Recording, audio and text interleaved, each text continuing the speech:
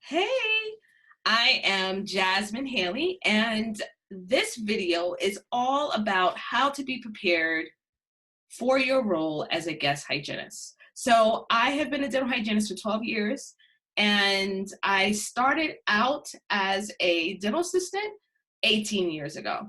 And so I have had my full share of difficult and also rewarding experiences as a temp or a guest hygienist or a guest dental assistant. But this particular episode is going to be all of the things that I particularly look at before I prepare to go to the office, when I'm actually at the office, and what I bring. So I would consider myself, since the last 12 years, I've actually temped the entire 12 years of my career as a dental hygienist as a professional guest hygienist. One of the key things that I've enjoyed, 7 years ago, I went into full-time academia. Now I'm in part-time adjunct faculty. I also own my own business, so I get a chance to choose my schedule, and I need the flexibility. I can't be locked down into a particular office, which is the reason why I have temped. However, in the past, I have found offices that I actually wanted to stay in for several years by means of temping. And so there are going to be a few pros and cons I want to share before we get started, and then I'll give you a rundown of questions that you should ask. So the first things first, we're going to go over some pros and cons. Pro number one is you can set your own schedule. I love setting my own schedule. I think it's important to have that flexibility. As a mom hygienist, I have the ability to choose when I'm able to work and also have it fitting my schedule as a professional speaker. Number two, you're able to see what you like. By going to different offices, especially if you don't have a history in dentistry, you get the opportunity to see what offices work for you and which ones don't. You're able to see, you know what, I prefer to have an hour per patient, or I prefer to have 45 minutes per patient, or a dedicated assistant during my hygiene services. I'm able to see whether or not I like working in an all-female office, or do I like the diversity of having specialists in the office versus just a general practitioner. All of those things you're able to see within the process of you coming in as a temp. And believe it or not, there are offices that once they find a valuable guest hygienist, they would love to hire them. Third pro is that you never get to show up again to a cray-cray office. So if there's an office that drives you absolutely insane, if this is an office that is requiring you to do things that are not humanly possible, you just simply need to tell the temp agency, hey, I no longer want to go to this office again, and there's no bad feelings. You provide your services and you're on your way. Here are some of the cons. The first one is you don't really know the office. You don't know the office dynamics. You don't know the culture. You don't know where anything is. And so sometimes you only have 15 to 30 minutes to get yourself together, to get yourself prepped before the patient comes in. That it can be a lot of stress, and it can cause someone some anxiety as well in preparation for that day. But I'm going to share some tips with you so that can help ease the process before you go in as a guest hygienist. The second one is crazy staff. Yes, you will get people who don't have empathy or compassion sometimes. You may also have people who are hiding equipment. I've had a hygienist that I found out towards the end of the day. I was like, why are these polishers so horrible, right? And I found out that the hygienist that was there, the other hygienist that was there, instead of sharing them with me, functional ones, she was giving me the worst of the bunch. And so sometimes you have people that are not team oriented. They're not really concerned about collaborating with you. They aren't really caring whether or not you actually help them if you have downtime, because they're certainly not going to help you. They're not interested in any type of small talk. So that could be a con for some, especially if you're used to coming into a friendly and opening environment. Know that you're there for a business transaction, and you're there to provide your services for those patients. Don't take it personal. But as I share some of the things on what I bring, I never have to worry about whether or not a hygienist is actually hiding some things. I am fully prepared for whatever may come my way. The third is the patients tend to be confused. Some of them may, when they see you, they're like, oh, I don't know you. It's like going to a new hairdresser or something, right? And you're like, oh, do you really know what you're doing? Do you really understand how to provide services? So patients tend to be a little leery with a new hygienist. Some of the questions that I'm going to tell you to ask on the day that you show up to that office will help ease that transition for the patients, to make sure that you have a really good energy right before you go in, so that you can help them. If you feel like there's any pros and cons I may have missed, drop them in the comments below. We'd love to hear what you think as well, because we can all learn from each other. So here are the questions that you need to ask before you accept the position.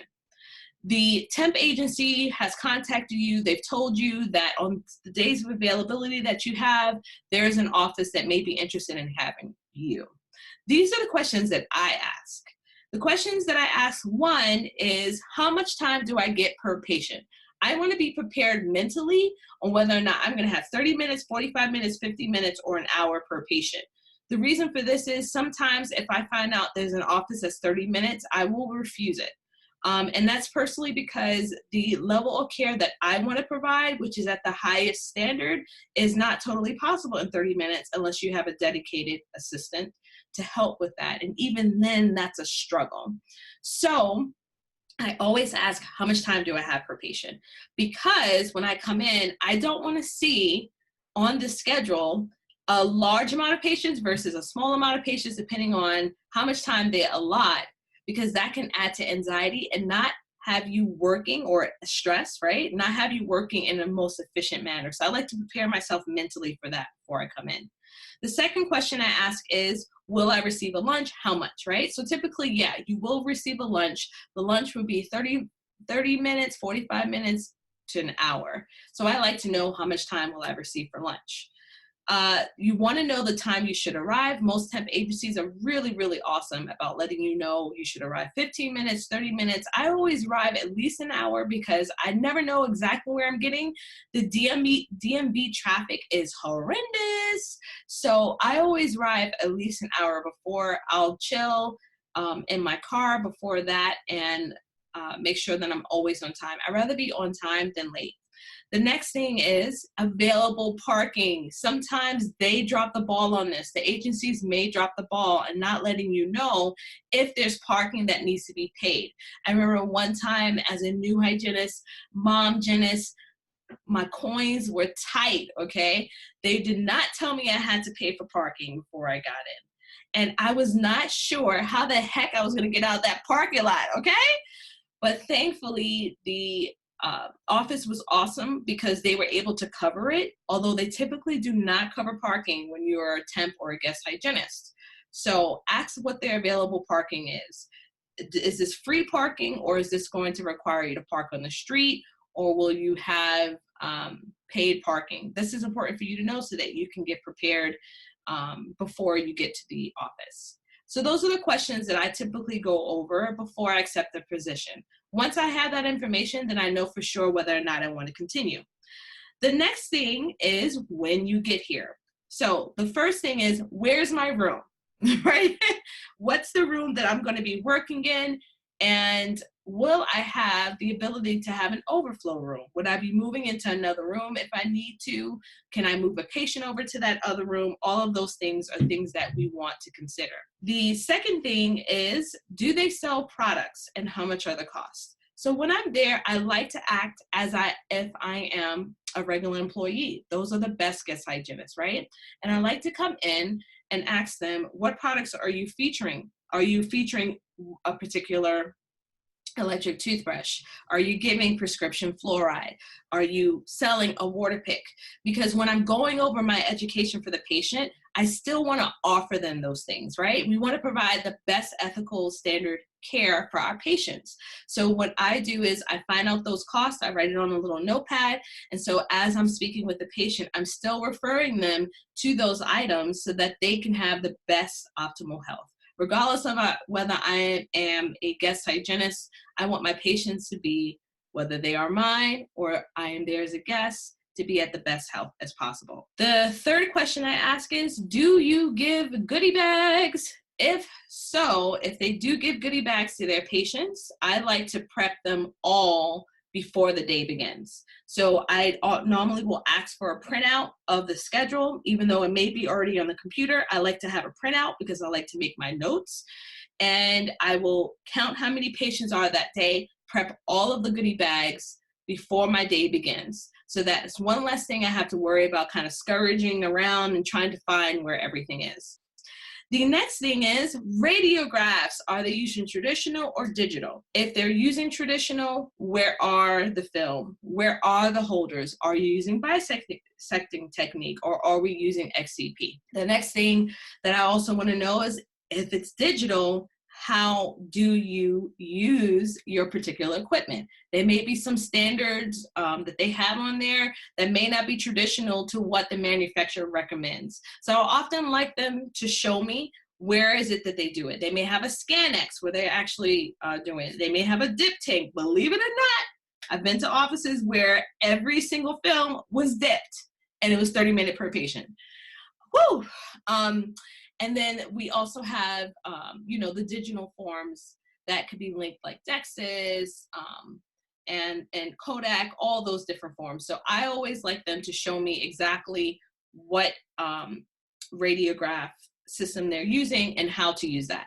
The other thing that you may want to take in consideration is what is the routine prescription of radiographs that they typically take. Of course, if you have a patient that has an emergency, you will take a PA if necessary, or you may take the checkup x-rays, which are the 4 bite wings, but sometimes offices will have 4 bite wings and 2 PAs as their checkup x-rays, or they may use other forms. So you just want to get really clear about what they require for you for that day.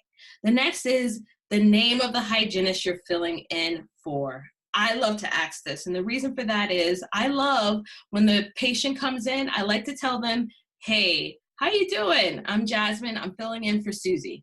Susie's not here today, okay? And then I would sit them down, go over their medical history, the normal spiel that I normally do. And typically they're like, oh, okay, all right, that's fine. So she's kind of familiar. All right, that's good. And I've had plenty of people ask me all the time, oh, when did you get hired? And I'm like, no, I'm just here as a guest. And the important thing for you to remember is to make that patient feel as comfortable as possible. So I always ask, what is the hygienist's name? What is, is she okay? Is she going to be out for a long period of time? Because sometimes the patients that come in, they're going to ask those questions. And I've been able to fill in repeatedly in the same offices because of the time that I took to make sure that the patient felt comfortable. Next question, what does the doctor like on the tray? So I typically like to ask that before the day begins. Some doctors like it where they have, the mirror, the explorer, and one piece of gauze. Some want the mirror, the explorer, the probe, and a piece of gauze, a clean piece of gauze. I've tried to make sure that the tray is not in disarray, because you kind of want them to be able to come in there, not search, have limited time, worrying about where everything is. Sometimes I put a pair of gloves on there. I may even have a mask on the side for the doctor, because you want them to be able to come in and out so it does not interfere with your schedule. So that's one of the things that I like to ask. Some doctors have it where instead of you verbally telling them areas of concern, you're writing it on the tray for them. So those are some of the questions that you may want to ask them before you get started. The next is, and final question that I typically ask is, I am local anesthesia certified. Would you like me to administer local anesthesia for your patients? If they say yes, then you can go forward. If they say no, then you know that you may need to make some necessary changes in your mind as you're preparing for any patients that come in for non-surgical periodontal therapy. When you're ready to set up, let's talk about setting up as a guest dental hygienist. You want to look at all of the drawers. Take a look at all of them. Sometimes there's things placed here and there, and they're not quite sure. So when I'm in the room, I take a look at all of the drawers. The second is you want to pre-prepare everything. So you're going to pre-prepare your goodie bags. You're going to pre-prepare even your setups. So I normally would take a headrest cover. I will put my bib. I will put a prophy angle. I would put the prophy paste. I would put floss in there. I would put whatever things that I particularly need. And if they have several trays that you can actually set up, I set them all up. And the reason why I do that is because at some point, especially when you're not familiar with the room, you want to work as efficiently as possible and be able to move as quickly as possible as you're transitioning from patient to patient. So take that time to pre-prepare that.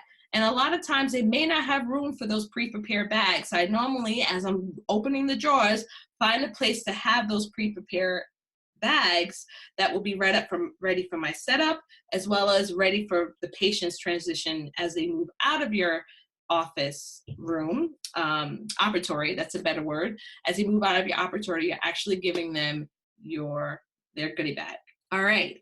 The next thing is ask for a printout. As I mentioned before, you want to look over that schedule.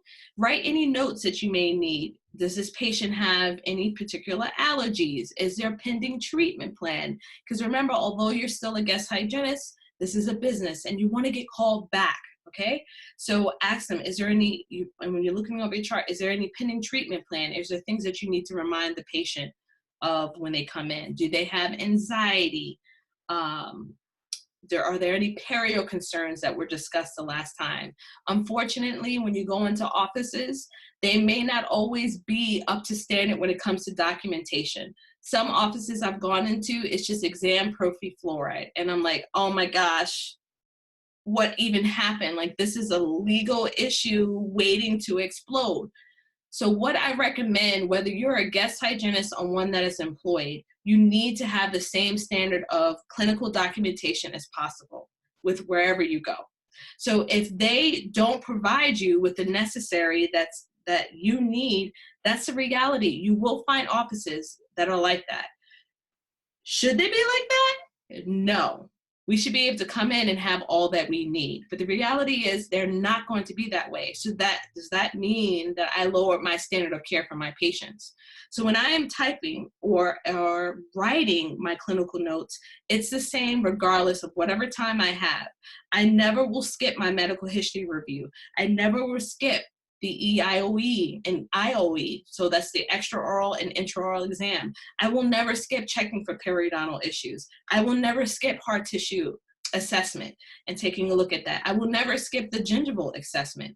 There are ways in which you can work efficiently, but always keep up to that standard of care. So even if they don't write out the proper documentation, you make sure that you cover your butt and you write what you need to write, so that if you're brought up in a court of law, you can actually say, yes, I saw this patient. Yes, this is what my findings were. You will not remember from office to office. So I know that my bases are at least covered when I'm actually writing my clinical notes.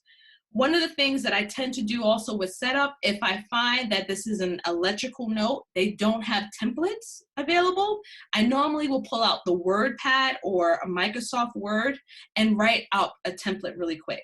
And the way that my template looks is it says medical history, chief complaint, the intraoral, extraoral exam, home care of that patient, oral hygiene instructions, gingiva, perio, hard tissue assessment, this visit, next visit, my name and the doctor's name. And I make sure that I put in parentheses temp or guest hygienist. I set up that way every single time, whether I'm writing or whether I'm actually typing something up, my notes will always be the same. So I tend to use the WordPad or the Microsoft Word to help me just copy and paste the template that I'm going to be using for my notes that day.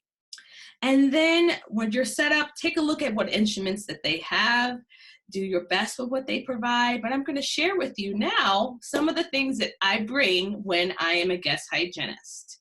All right. So first things first, I always bring my own twice as nice uniform jacket. I love it. It's not disposable. I actually wash it. The reason why I prefer to have theirs is it's breathable. I don't feel like I'm dying from the heat. I used to bring disposable ones, but I also love how sleek it looks. I have a complete black one. It has my name written in there, Jasmine Haley. I'm able to close it up and cover my neck, close it up and cover my wrists, and that's the only one that I particularly use. So I do bring my own jacket. Just want to give that disclaimer. So anyone says, like, do you bring jackets? Like, yes, I do bring my own jacket. That is something that is washable. The next thing that I bring are my Halyard Fluid Shield Fog-Free Procedure Mask. So I always bring this with me. I prefer to have maximum coverage whenever I'm working with my patients.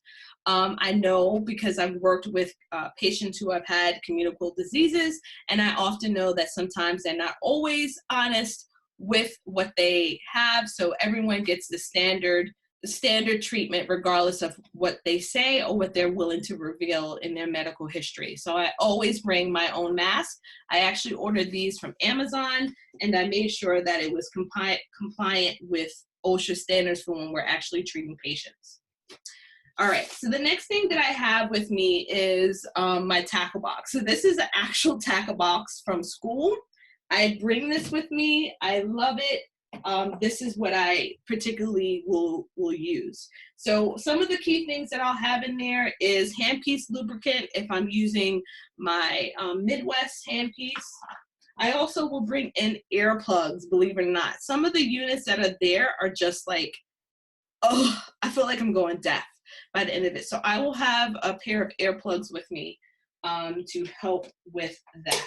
So I'm going to open my tackle box and I'm going to pull out some of the things that I have in here.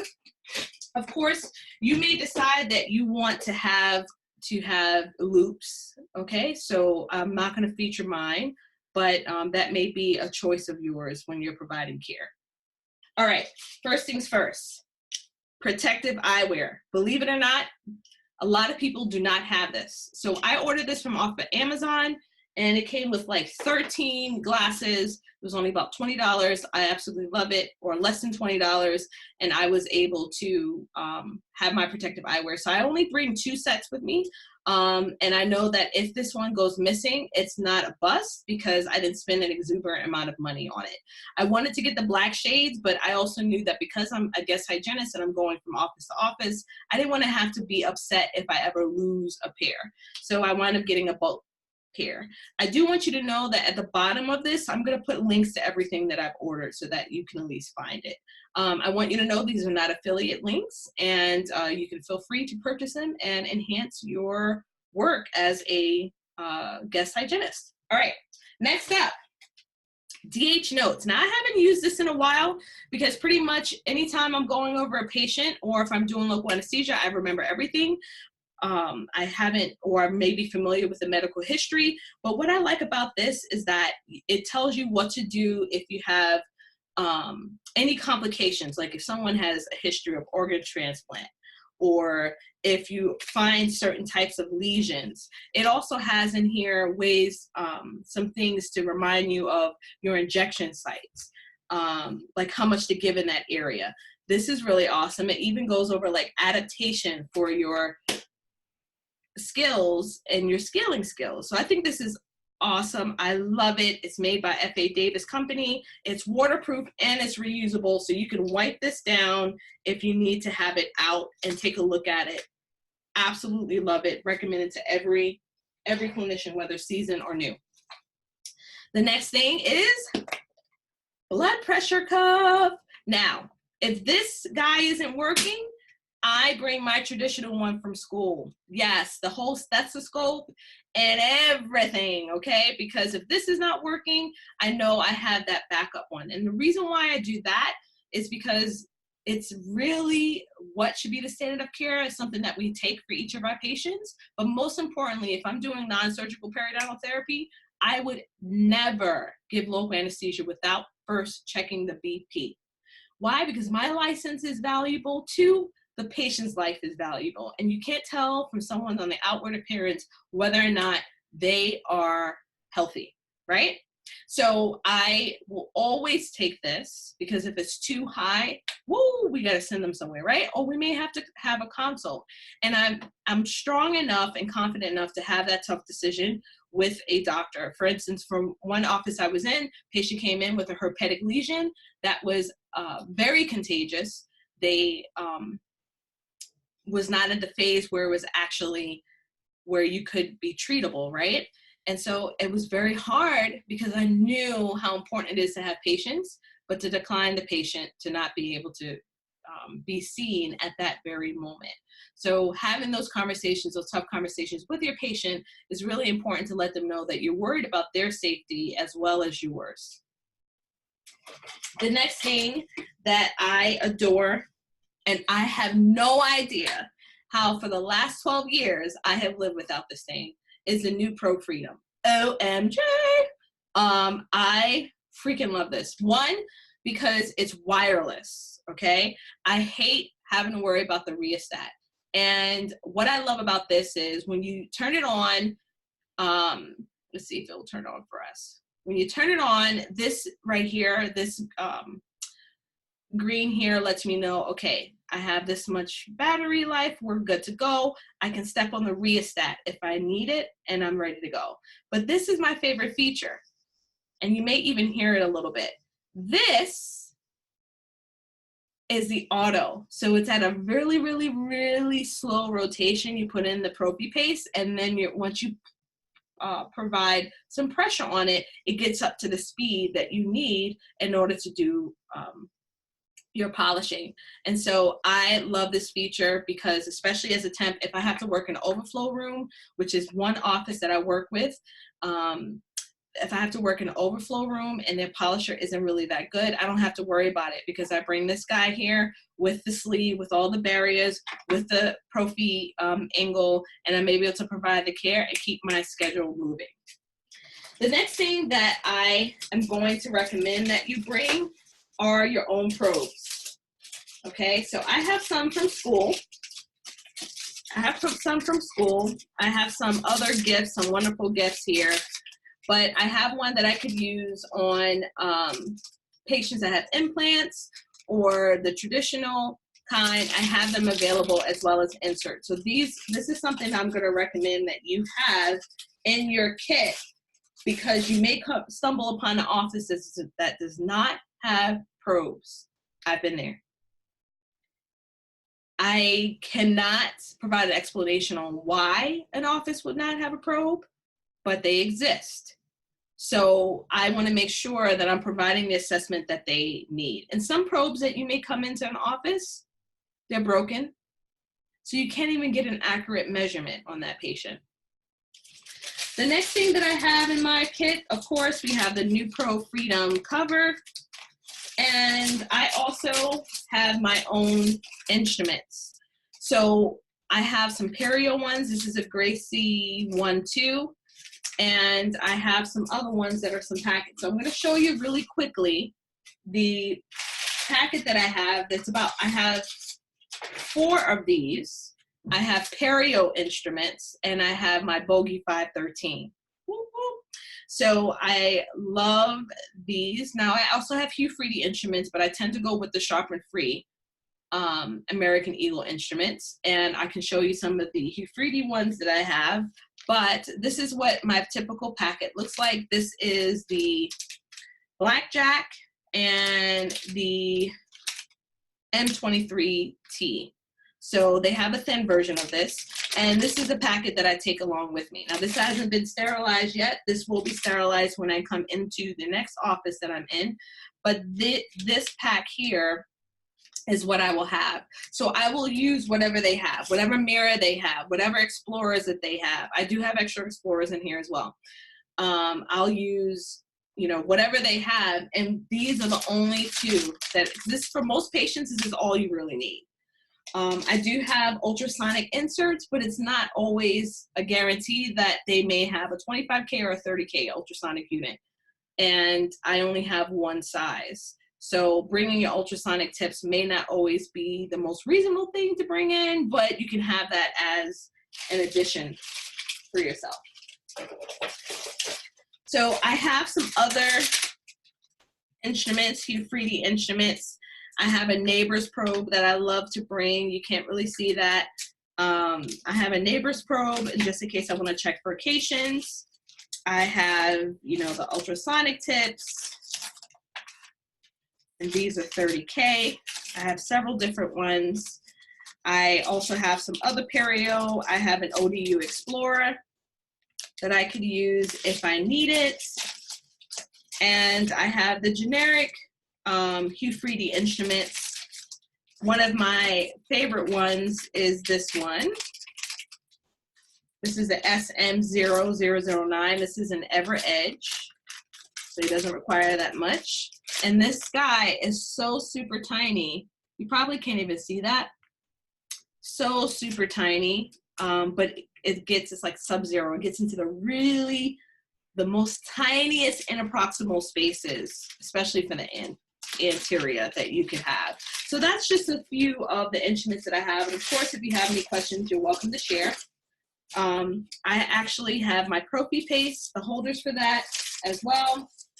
And then I also carry some extra products if I get some good samples of it.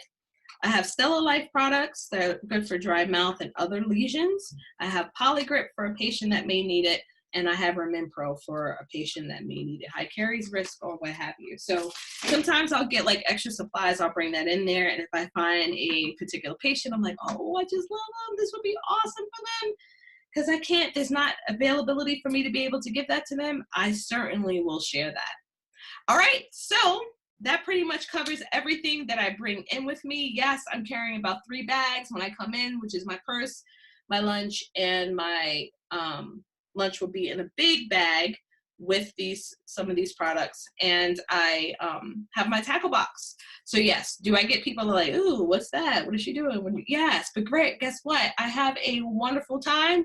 I come in, I don't come in all stressed out, wonder about what they have. I'm able to leave there refreshed, feeling good when I come home, and I know that you all can have the same. So drop some comments below. Let me know what you think. What are some other things that you may have used in your temping world? I would love to hear, because there may be some more items that I want to add to my list. All right, take care. Bye.